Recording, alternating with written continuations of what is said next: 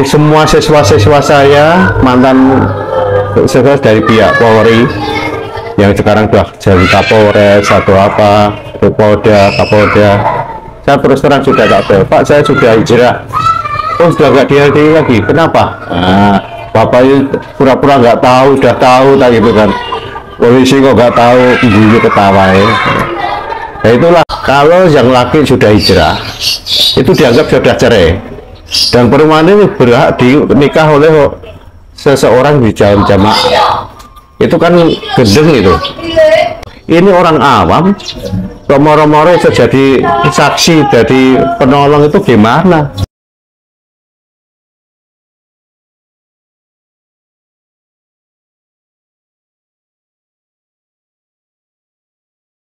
Assalamualaikum warahmatullahi wabarakatuh. Perkenalkan, saya Ito Warsito. Ada yang bilang saya panggil aja Warsita, ada yang Pak Ito gitu aja, karena berkenaan dengan profesi dan berkenaan dengan komunikasi, tapi semuanya adalah muamalah demi kelancaran semuanya ya. Saya ini adalah salah satu mantan jamaah Islam jamaah. Saya masuk tahun 1997 dan selama saya mengikuti program jamaah atau pengajian jamaah, banyak hal-hal yang menarik, hal-hal yang berguna, bermanfaat, dan bisa mendidik saya. Tetapi ada ganjalan-ganjalan, ada beberapa yang sifatnya itu pertanyaan-pertanyaan yang sifatnya itu ditutup-tutupi. Ada 43 sampai terakhir saya di jamaah itu ada 43 pertanyaan yang belum bisa terjawab. Yang meliputi adalah hal-hal yang sifatnya dipitonahkan. Pitonah itu adalah hal-hal yang sifatnya dirahasiakan, sehingga termasuk itu contohnya dalilnya mana kalau kawin 2 kali itu. Kemudian kita infak ini kan yang diatur cuma zakat itu 2,5% setahun. Oh, ini aturan ini dari mana dalilnya hingga bisa 2,5%, 5%, 7,5%, dan 10%. Nah, perkembangan ekonomi yang diomongkan dulu lain dengan sekarang. Sekarang itu orang yang punya kekayaan di atas sekian 10 juta ini otomatis 10% kan. Ya, otomatis sekarang bakul pentol, tukang bakso, tukang beca itu punya harta kekayaan lebih dari itu, otomatis dia juga 10%. Ya, dari situlah dalilnya, tapi sampai sekarang nggak bisa dijelaskan itu loh. Nah, yang ketiga banyak dalil-dalil yang sifatnya dipleset-plesetkan itu loh. Dalil yang diplesetkan sehingga nggak ada. Kalau saya tanya, kita ini hanya jamaah biasa Pak, sedermo, melampai, sadermo, menerima, melaksanakan. Loh, aku tuh pengen pinter, aku bukan lulusan TK loh ya. Aku pengen pinter sih, pengen jadi ilmu.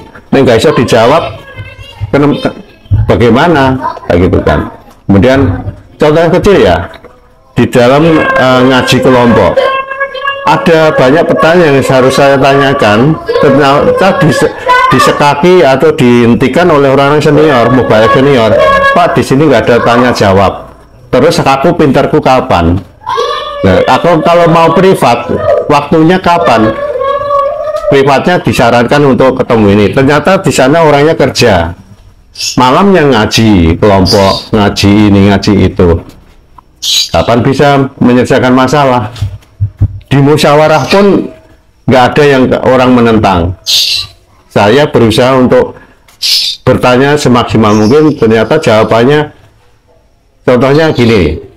Waktu musyawarah kelompok tentang pembelian tanah Daleman ya, Daleman itu adalah ya bagian dari Sidoarjo, harganya 300 juta waktu itu, kemudian harus kembalikan 312 juta.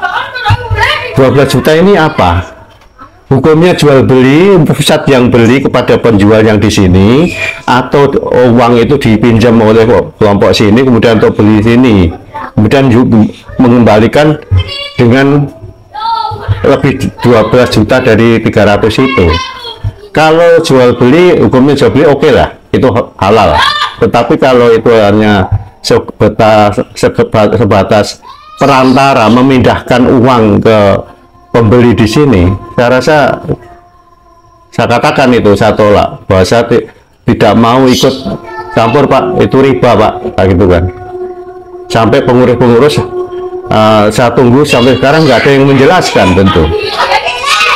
Berarti bahasanya bahasa yang klise, bahasa klise itu bahasa yang itu aja, yang diucapkan secara sama aja seperti itu. Oh itu pinjaman, kata pinjaman. Ada pinjaman mestinya bukan lebih dari itu, gitu. Nah, nek jual beli oke lah, itu. Nah, itu contoh dari pertanyaan saya dari 43 pertanyaan yang tidak diselesaikan. Nah, sebelum masuk lebih jauh, bagaimana awal Bapak kok bisa gabung dengan Islam Jamaah? Gini loh Mas, saya ini waktu itu masih bujang. Hidup saya ini kan ya istilahnya masih bujang, itu sok pacaran putus. Bagaimana saya itu bisa damai Pak dengan salah satu pengajar saya. Ternyata salah satu teman pengajar saya ini adalah orang yang sudah masuk jamaah. Dia ngiring saya untuk diajak ke sana, diperkenalkan, dan saya merasa cocok karena selama ini saya ilmu agama masih begitu ya nggak begitu banyak ya dari kelompok lain gitu loh. Jadi saya diajak ke sana, diperkenalkan sehingga saya bisa masuk jamaah. Dengan iming-iming ternyata menarik ya. Pertama belajar tentang kitabus sholat, tentang wudhu, tentang perilaku di jamaah ya. Nah, setelah itu lulus ternyata khatam ke Imaroh. Nah, dari Imaroh itu kok Imaroh mengacu pada keimaman, imam toat rasul ya. Nah, dari situ saya jalani aja sampai di mana. Tapi keimaman ini ternyata ada embel-embelnya. Salah satunya adalah membayar infak. Tapi tidak saya rasakan. Saya rasakan karena itu saya anggap merupakan aturan dalam agama. Saya belum paham agama ya. Dalilnya mana nggak dijelaskan. Cuma dalilnya adalah dalil infak, zakat itu aja. Akhirnya berapa Pak kalau saya ini pengajar. Saya punya motor, punya rumah ini. Oh ya 10% Pak, 10% dari ini. Jadi saya sebagai orang baru ya jujur aja. 10% enggak tak kurangi. Itu. Sampai saya ini tidak di Sidoarjo kan. Nah, Sidoarjo saya ini lama-lama kan tahu hal-hal yang sifatnya itu perlu tak tanyakan dari kejadian teman lain ya. Kok nggak ada solusinya. Itu loh.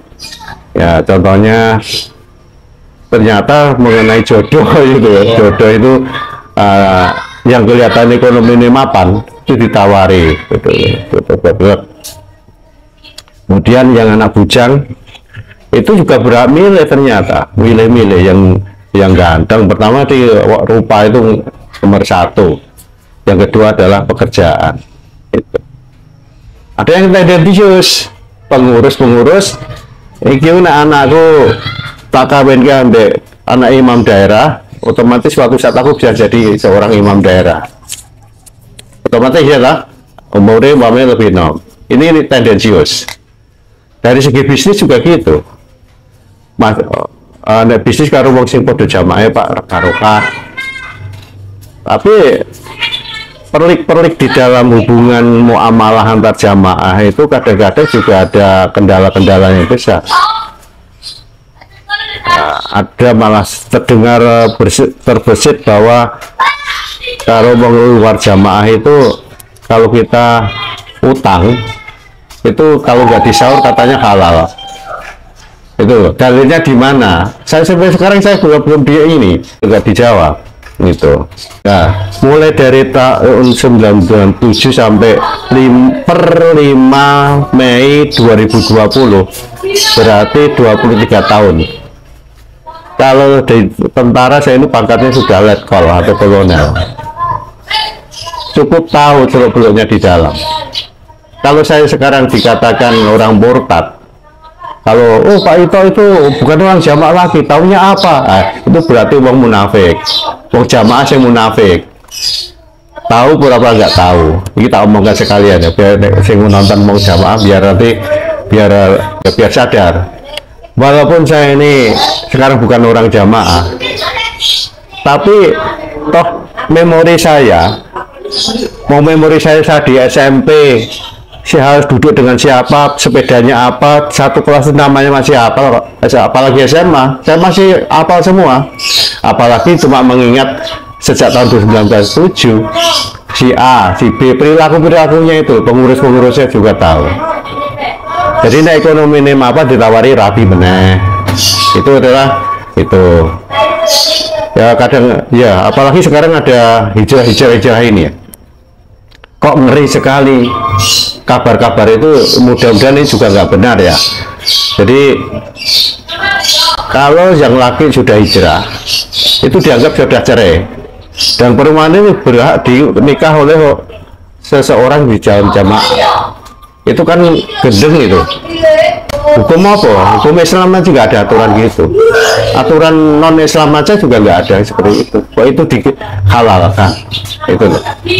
Hal seperti inilah yang kadang-kadang saya dengar selama ini, setelah hijrah ini kok malah saya runyam gitu loh. Itu ngawur gitu loh. Jadi makanya saya memberikan ini wawancara ini pesan pada orang di dalam. Mbok ora sirku to'ah. Kok nggak meneliti kok dia judulnya cuma karena imam di to'ati. Kok nggak terbesit untuk mempelajari karakter, kepribadian si yang bersangkutan ini, backgroundnya seperti apa. Wong aku dengar juga karena besok jadi saksi waktu kita di surga atau di hari kiamat gitu. Nah, sekarang Nabi aja nggak bisa, Nabi aja cuma berikan syafaat ya, pertolongannya cuma ada berbagai hal yang sifatnya ajaran-ajaran sunnah yang kita penuhi, bisa berikan syafaat. Nah, ini orang awam kok moro-moro jadi saksi, jadi penolong, itu gimana? Buat orang-orang yang di dalam itu meneliti gitu loh. Pada gelarnya mereka S1, S2, Master, ya, Doktor, Profesor. Kok nggak bisa menelahi? Kok sirku to'ah, banyak sumpah setia, taat. Nah, dalilnya dipelintir aja mereka nggak tahu kan, bahwa nek bayar infak karo persenan, kemudian ngaji 2 kali seminggu itu masuk surga. Banyak aku cerita kepada ulama-ulama lain yang gelarnya LC, yang kiai haji, diketahui loh Pak, itu hanya membayar infak 10% dan ngaji 2 kali seminggu, walaupun ngantuk-ngantuk, surga terbuka lebar. Nah itu logika dari mana? Ini sampai sekarang nggak dapat penjelasan juga gitu loh. Dan hal-halnya yang dipelintir-pelintir seperti dalil korban itu sapi kan 7 orang. Nah sekarang di saudara tua kita ini 1.000 ditompo, 5.000 tompo, ngumpul untuk sapi, ditukoi sapi, itu hukumnya gimana? Nah gitu kan. Waktu itu saya ya tadi tak bilang gitu, saya itu bukan lulusan SD atau TK atau apa. Saya itu sering membuka YouTube ya, membaca buku-buku karangan yang anggapannya mereka itu buku karangan. Ceritanya Pak Mauludin, Bambang Irawan. Itu kan yang ngedarkan orang dalam sendiri. Saya nulis itu kan mereka sendiri kemudian diperjualbelikan. Aku beli toh, tak baca. Nah, kalau baca ya saya bukan protes, enggak, tak tampung.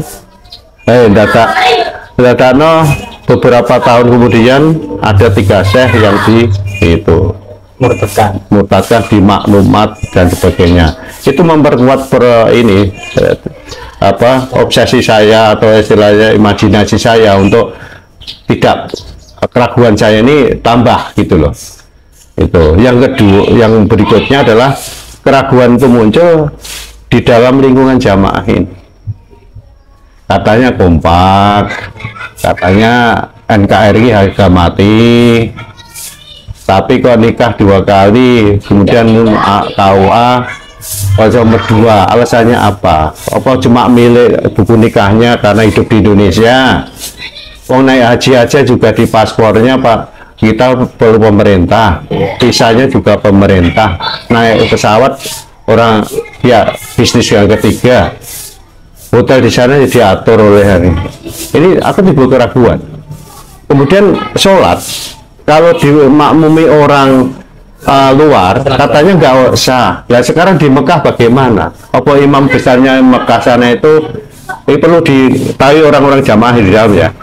Pikiran, kalau di Mekah sana umrah maupun haji, kamu pun makmum pada imam Masjidil Haram, tanya are you the Joka man? Are you Islam Jamaah man? Or you are the Sunnah man?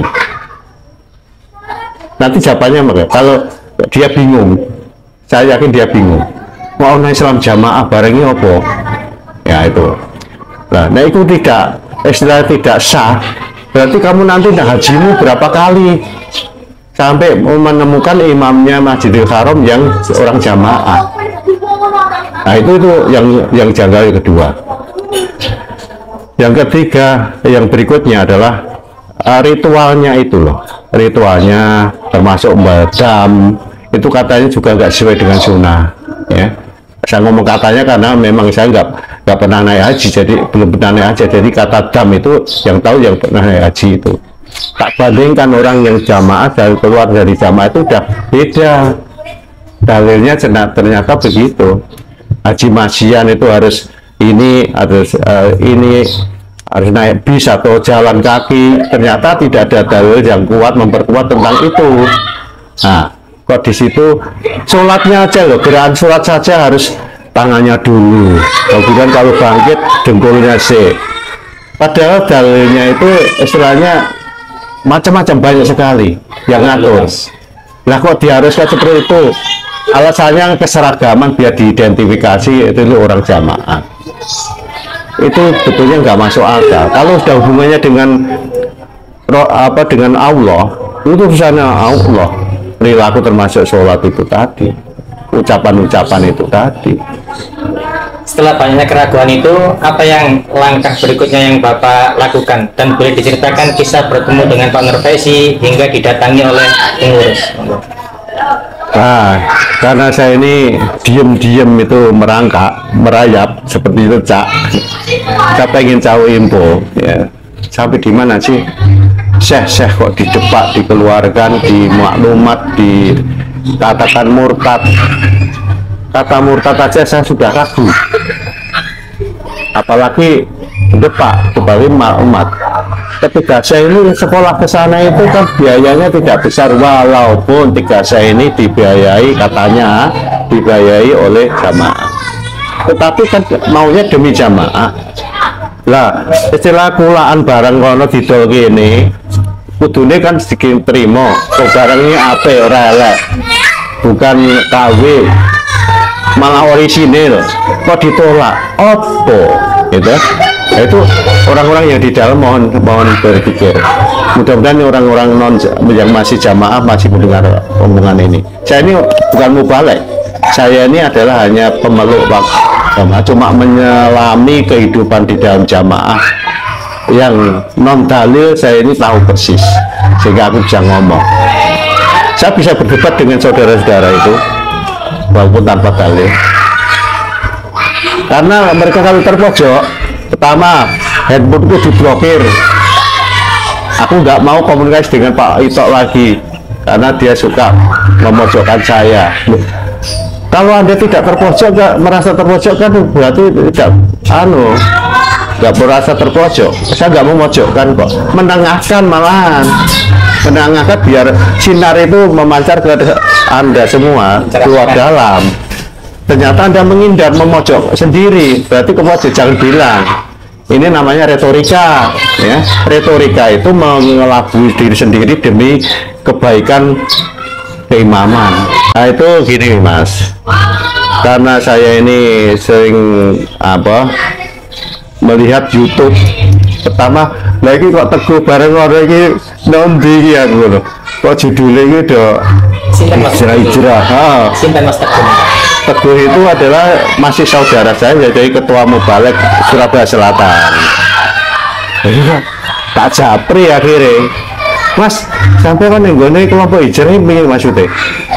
Iya Mas, ini ada hal-hal yang sifatnya krusial dan penting, perlu dicermati, ditindaklanjuti. Aku melu, aku ngono kan, aku pengen tahu, aku besok ketemu aku ya, gitu. Rumahnya ngomong-ngomong, aku tapi nggak di rumahnya dia, karena maratuwane ini masih balik, saya ini masih di dalam warung ngobrol. Ini loh Mas, ternyata malamnya ada pertemuan itu. Ya, aku dipabel oleh Mas Teguh, Mas ada waktu ini ngobrol sama saya Kolil, sama ya Pak Nur Faiji, ya sama ya, Pak Yudi di Agus, ya itu. Ya dari situ aku dapat pencerahan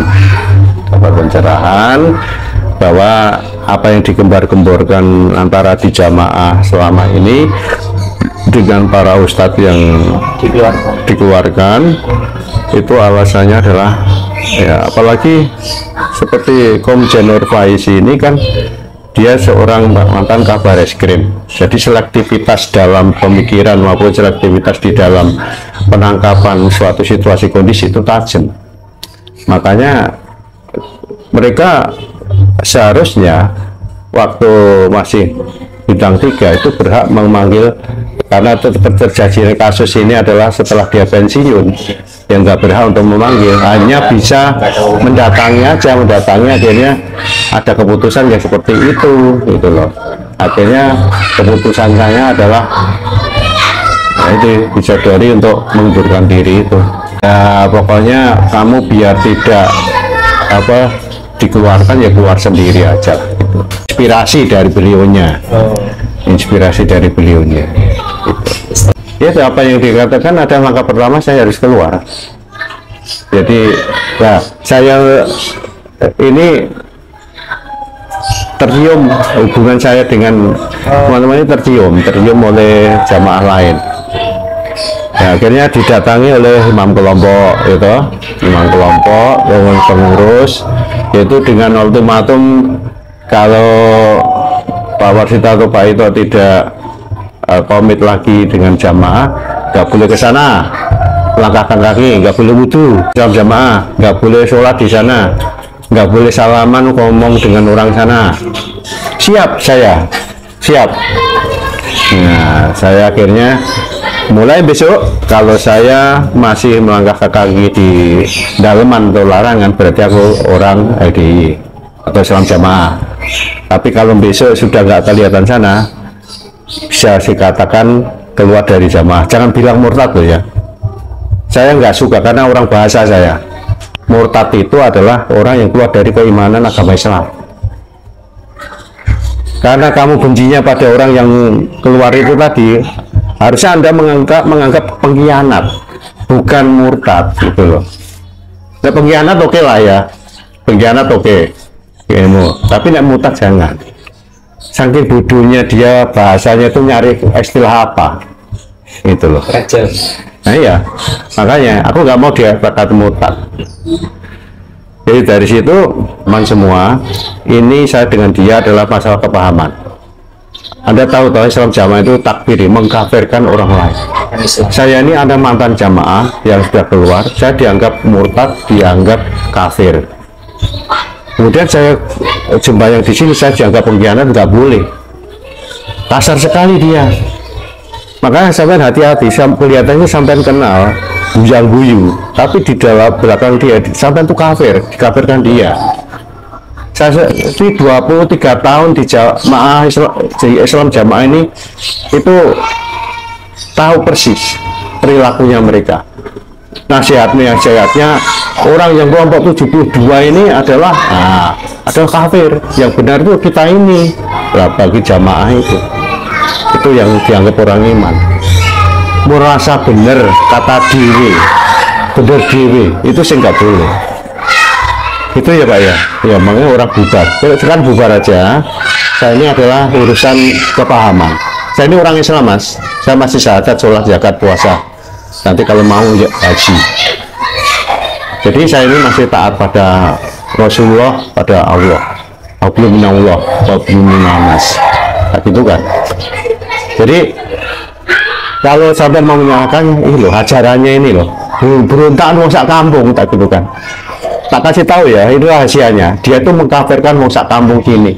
Selain dia itu gak ada yang benar agamanya. Ya di desa maupun di orang-orang NU yang mau Jumatan itu. Gitu. Tak omongin gitu. Camkan ya Mas ya. Kelihatan di depan sampean kenal. Itu loh imam kelompok di toko ini nih. Itu imam kelompok kelihatan guyang-guyu tapi menganggap sampean itu orang kafir. Gak ada artinya sampean tak gitu. Seperti saya ini loh. Tak sadu itu tadi karena nggak menghormati saya.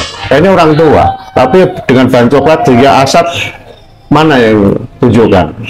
Nundung toh, sekali pusing, gitu kan. Tapi saya sudah dari situ,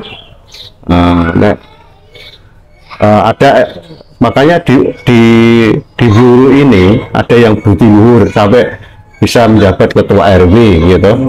Nah itu karena budi luhur biar nggak direcoki oleh masyarakat sekitar gitu loh. Itu. Tapi nek ketemu aku di semelane tak selfie gitu. Tak selfie dia enggak asal dimaklumat kok. Ngopo kok anu dengan Pak Ito. Di mana ini? Jadi gitu ta. Dia langsung wedi. Jadi pada orang-orang yang hijrah ini menghindar semua. Nah, ulas-ulas imam kelompok Pak tak main ya kayak gitu. Dia monggo mboten apa-apa. Aslinya menghindar terus taparane ping pindho anu menghindar terus. Orangnya keluar bareng ini. Sebelah dia tak selfie gitu. Mengenai bunglon itu ada beberapa posibilitas, ada kemungkinan. Pertama adalah orang tuanya masih kental di jamaah. Yang kedua adalah masih punya aset properti yang di dalam jamaah. Kalau dia nanti keluar dari segi keuangan, finansial, dari segi properti tidak bisa dijual atau cuma disuruh beli sekedarnya, itu yang makanya mengbunglon. Tapi yang kebanyakan adalah keluarga, istri, anak masih kental dengan orang tuanya, mertuanya adalah orang, sehingga tinggalnya dengan mertua, itu juga bunglon akhirnya. Bunglon ini akan menemukan jati dirinya nanti setelah jenuh ya. Tidak jenuhnya ada itu dengan akhirnya menghalalkan segala situasi pada dirinya diri sendiri. Ngapain aku ngebot-boti bujuku sing jalani nggak genah, akhirnya kan gitu lah. Kamu rapi jogo kok aku senom kan, harusnya kan gitu. Nah, dari situlah itu keberatan bunglon-bunglon seperti itu ya, berkenaan dengan financial, hutang piutang, kemudian properti yang di dalam komplek ya, kalau nanti diusir atau di apa nanti gak ada yang ganti ya. Yang ketiga adalah keluarga ini dari terutama yang tinggal dengan mertua. Nah itu berat, anaknya kecil-kecil, aku nanti anakku gak ikut aku, dia jadi sesat akhirnya ya. Ini jadi kalau lah itu dari efek, tak masukkan dalam efek. Kebanyakan orang-orang seperti itu yang keluarnya karena keilmuannya biasanya sebagai penerima receiver ilmu, transferan ilmu. Sekarang setelah orang itu tidak ada yang ngajari, bingung. Nah, pertama saya juga begitu, cuma lama-lama saya tabayun atau mensiasati cari info, Pak di Salafi ada pengajian, oh banyak sana. Tak dengarkan, tak datangi ya. Saya sambil silaturahmi dengan ulama-ulama itu, Pak saya juga barusan hijrah dari LDI. Wih, alhamdulillah, diucapkan diselamati, iya diucapkan selamat Mas. Iya betul, seneng banget. Nah, jadi di NU juga ya, di Muhammadiyah juga jadi semua siswa-siswa saya mantan siswa dari pihak Polri yang sekarang sudah jadi Kapolres atau apa, Polda, Kapolda, saya terus terang sudah tak bel, Pak saya sudah hijrah. Oh sudah nggak di LDI lagi, kenapa? Nah, Bapak itu pura-pura nggak tahu, sudah tahu tak gitu kan. Polisi kok nggak tahu, bunyi ketawa ya. Nah itulah Pak, ke dalam saya rasa di semua Polri, anggota Polri terutama Intel tahulah itu. Kalau anggapan orang yang keluar tipnya Deblek atau Sengsara itu monggo Pak, butuh pencerahan. Gini Mas, Deblek urusan apa namanya Soro itu berkenaan dengan ekonomi. Nah, ekonomi itu berkenaan dengan kemauan. Saya ini kan pernah dididik dalam organisasi suatu manajemen. Jadi kemauan yang keras, will, strong will, ini ada utama. Mau usaha apa sih? Pemikiranmu itu mau usaha apa? Kalau bisnismu itu apa? Punya produk apa? Yang kuat itu apa? Makanya sebelum Anda berbisnis, strong will-nya itu yang utama. Mau bisnis apa? Makanya yang setelah itu Anda SWOT. SWOT itu ada 4 macam. Strength-mu itu produk apa? Kualitas, kuantitasnya, harganya, pelayananmu. Yang kedua adalah weakness, kelemahanmu itu di bidang apa, produkmu itu terutama dari Anda sendiri, pelayananmu, hargamu, sistem pembayaran, kemudian packingnya itu dari segi ini weakness.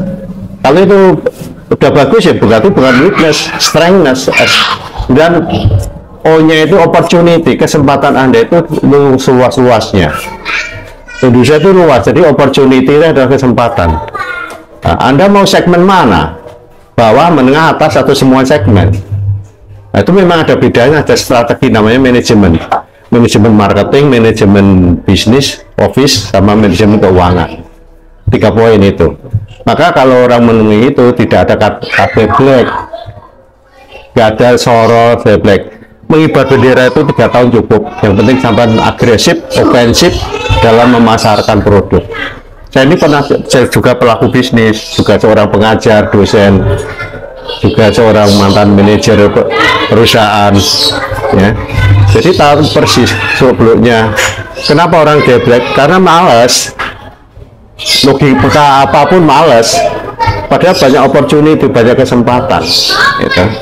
Kalau yang ucapan pengurus itu berarti hanya menakut-nakuti, itu gimana? Oh, kalau itu hanya post syndrome aja. Jadi suatu hal yang sifatnya itu menakut-nakuti. Agar ya, agar mereka itu tidak gampang keluar dari pengaruh-pengaruh katanya JRK itu tadi. Bapak mention selama di jamaah juga dipakani uang jamaah. Nah sekarang loro di rumah sakit itu pengurunan uang jamaah, bukan dapat dari keimaman. Selama saya ikut jamaah loh ya, katanya diramut oleh jamaah. Sampai di mana rambutnya? Anak nggak sekolah sampai nggak bisa bayar SPP, nggak ada pertolongan dari keimaman. Yang mana? Zakat aja loh, orang doa Pak suruh zakat itu dianggap utang, harus ganti. Itu berarti membebani orang miskin kan? Misinya di dalil itu kan kita menyantuni fakir, miskin, dan anak terlantar. Tapi ini kok langsung ganti. Belum prosedurnya zakat itu sampai ke imaman pusat gimana? Kematian zakat. Nah itu sampai pusat yang tertinggi itu gimana? Belum korban kulit sapinya dijual oleh orang penggede nih. Nah itu kembali ke deblek lagi tidak. Selama orang punya inisiatif untuk maju, walaupun mereka itu entrepreneur, pedagang kecil,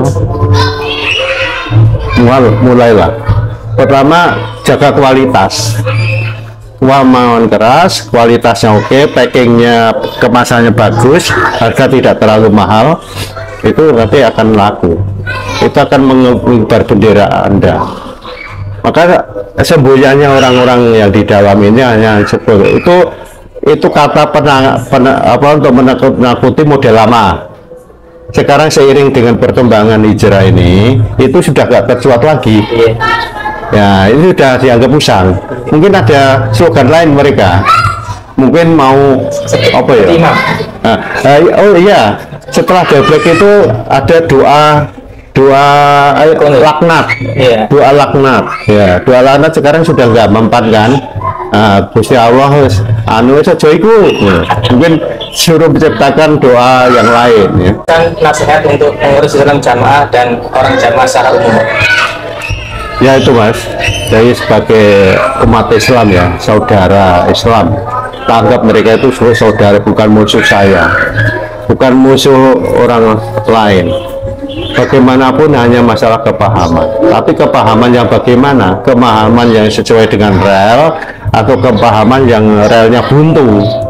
Nah itu loh, mari kita lewat bareng ke rel yang bagus, masinisnya bagus, punya legalitas yang bagus, punya sertifikat potensi yang bagus, knowledge-nya, powernya bagus.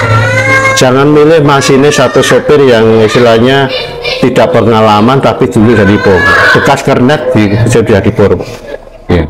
Dididik jadi sopir orang bendina jadi jadi sopir. Padahal jalan-jalan itu kan ada lubang gede loh, nggak tahu jeglong. Tapi ya karena kena doktrin penumpangnya, kena doktrin ya enak aja tidur lagu-lagu ini ya marah. Tapi orang yang pintar, sensitif, eksekutif, ber-AC, tempat duduk sip, ya pilih mana. Kita hidup sekali ya, mari kita lewat jalan yang benar. Itu aja. Sekian, salam. Ya gitu aja pesan saya, mudah-mudahan semuanya bisa barokah, bisa menyelami kehidupan ini dengan baik, dan semua kembali ke sunnah. Tidak ada kata bitonah, patonah, budi luhur lagi. Kembali ke sunnah, bahwa kita itu Quran, hadis itu terbuka untuk umum. Assalamualaikum warahmatullahi wabarakatuh.